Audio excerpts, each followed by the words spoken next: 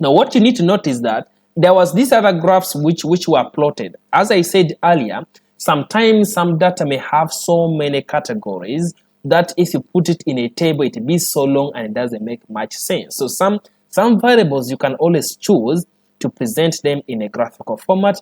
So this graph was plotted using Excel. I plotted using Excel. But you could attempt to plot this using SPSS. But if I want to plot that graph, I would come here to Graphs, choose a graph builder, then OK. Choose the variable you want to plot, that is question 2.8. Let me choose the type I want. I want this type of graph, so that is it. So I choose this. I want this to be on the x-axis. See, so it has plotted for us, and in this case, it has plotted counts.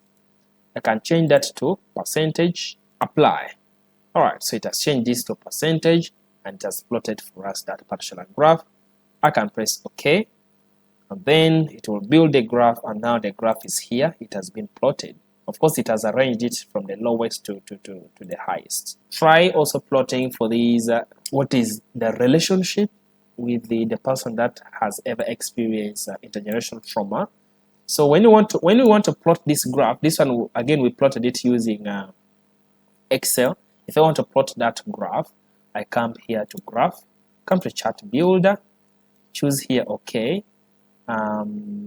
Originally we had some graphs already plotted in here, so I do not want that, so I can drag it backward, like take it back to the variable, choose the variable that I want.